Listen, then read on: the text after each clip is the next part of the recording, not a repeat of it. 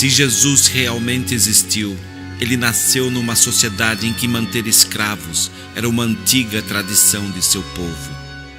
Como um homem de seu tempo, Jesus certamente não via a posse e o comércio de seres humanos como algo imoral ou merecedor de reprovação, pois em nenhuma passagem dos 4 evangelhos ele proíbe, recrimina ou sequer questiona esta prática hoje considerada hedionda.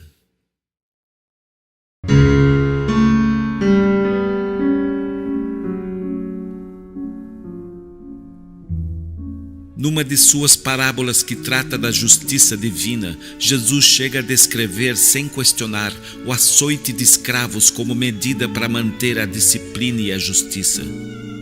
Não é surpresa que Jesus não tenha se indignado contra a escravidão. Os escritores dos evangelhos jamais poderiam ter imaginado que o comércio de seres humanos, prática corriqueira da época e da região onde viviam, um dia seria completamente abolido da sociedade das leis.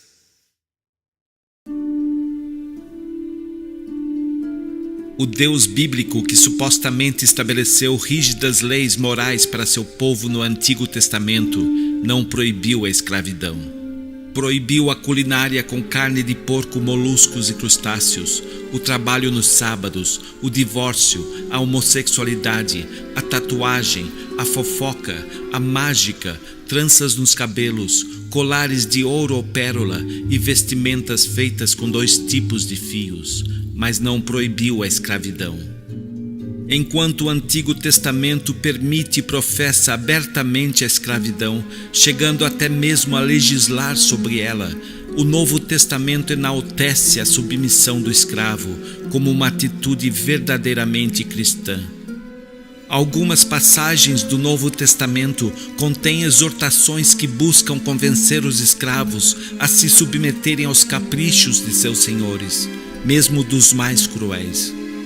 Na Epístola de Filemão, Paulo chega a devolver o escravo foragido Onésimo a seu senhor Filemão, um rico dono de escravos convertido ao cristianismo, sem nem sequer questionar, em nenhum momento, se a prática de possuir e comercializar seres humanos era imoral ou não.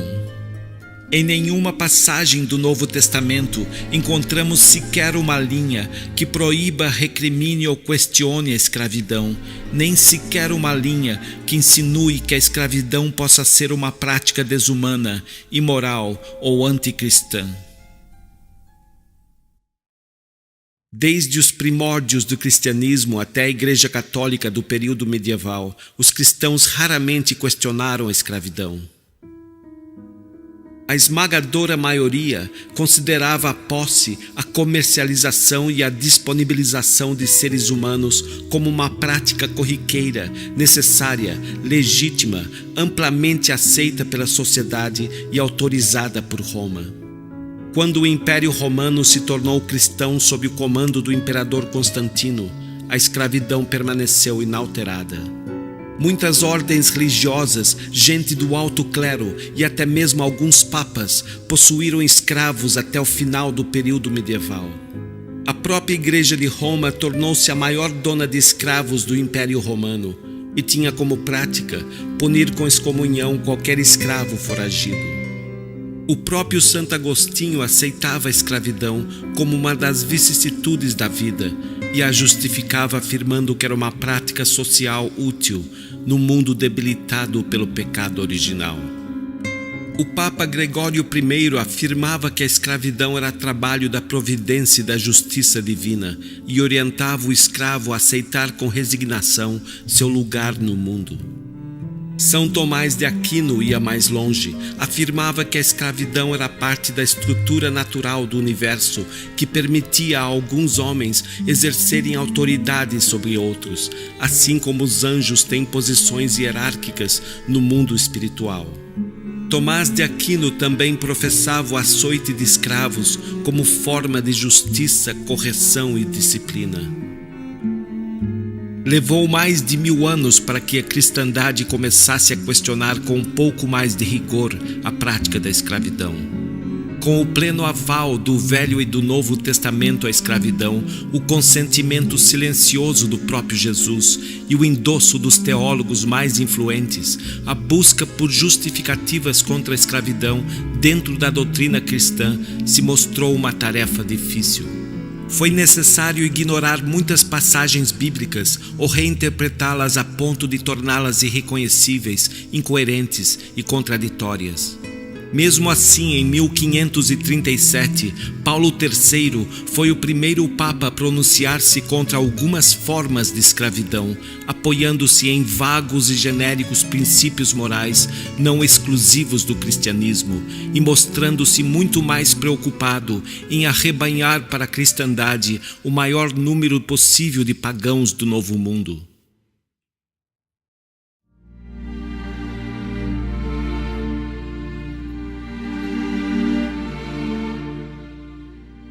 Durante os movimentos abolicionistas do século XVIII, promovidos por pensadores iluministas e cristãos liberais desvinculados das religiões dominantes, ficaram claras as justificativas bíblicas à prática da escravidão.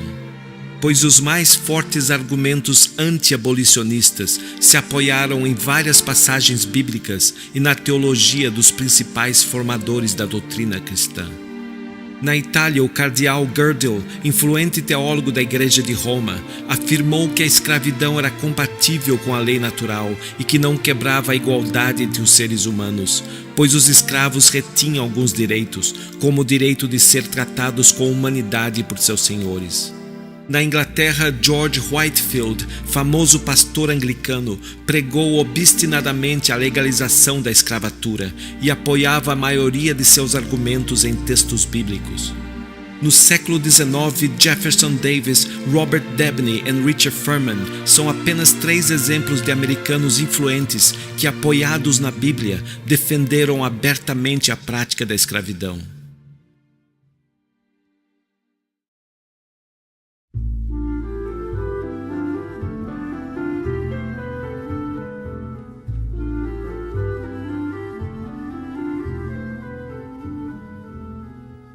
Durante o período colonial no Brasil, a Igreja brasileira utilizou com eloquência a teologia e a moral cristã para legitimar a política portuguesa sobre a escravidão, e não para contestá-la. Os eclesiásticos católicos defendiam o comércio de escravos como uma nova cruzada cujo objetivo era espalhar a fé cristã entre os africanos e índios, e afirmavam que sem o trabalho escravo, a América portuguesa seria impossível. Durante esse período, a ação da Igreja resumia-se a aconselhar os proprietários a dar um tratamento humano aos escravos que os obedecessem com subserviência. Apenas aos escravos que os obedecessem com subserviência. E como contrapeso, a Igreja instruía os escravos na doutrina da submissão cristã a seus senhores, como garantia contra a deslealdade e a insurreição. Para a Igreja, os proprietários poderiam ter suas consciências limpas, pois ao promoverem a doutrinação cristã de seus escravos, eles os estariam livrando da eterna condenação ao inferno. Após a independência brasileira, o clero se ausentou completamente dos grandes debates sobre a abolição. Em nenhum momento levantou a voz em favor da emancipação e muitas ordens religiosas permaneceram como grandes proprietárias de escravos até 1887. Apenas a partir da década de 1870, quando o fim da escravatura já era considerado inevitável, o jornal católico O Apóstolo, que era organizado pela elite eclesiástica brasileira, iniciou um tímido apoio à abolição. E nos últimos anos que precederam o fim da escravatura no Brasil, pressionado pelo grande apoio popular à causa abolicionista, o jornal promoveu uma lenta mudança em seus argumentos teológicos. A teologia de Santo Agostinho da escravidão como resultado do pecado original e, portanto, inevitável e socialmente útil, passou a dar lugar a uma inédita visão teológica sem nenhum respaldo bíblico. A escravidão como um pecado em si.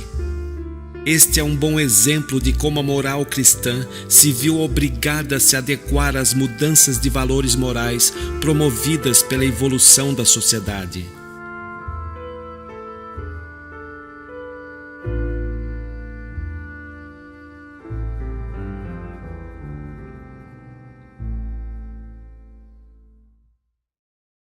Embora os cristãos afirmem que a Bíblia seja a revelação da perfeita e imutável moralidade divina, notamos claramente que essa imutável moralidade, que professa a escravidão, a submissão da mulher e a matança de infiéis, bruxas, adúlteros e homossexuais, viu-se obrigada a transformar-se e até mesmo a calar-se diante das mudanças de valores morais que ocorreram através da história. Por isso é um erro imperdoável acreditar que as religiões são as fontes perenes de nossa moralidade. As religiões são apenas recipientes da moralidade humana, que por sua vez está sujeita a transformações através do tempo. O ser humano, imbuído de um senso moral próprio e não divino, escreveu os textos bíblicos em conformidade com os valores morais da região onde viveram, sem sequer cogitar a possibilidade de que muitos desses valores poderiam ser percebidos como imorais por outras culturas em outros períodos da história. Basta observar como muitos conceitos morais bíblicos, se aplicados hoje, seriam considerados obsoletos, inaceitáveis e até criminosos.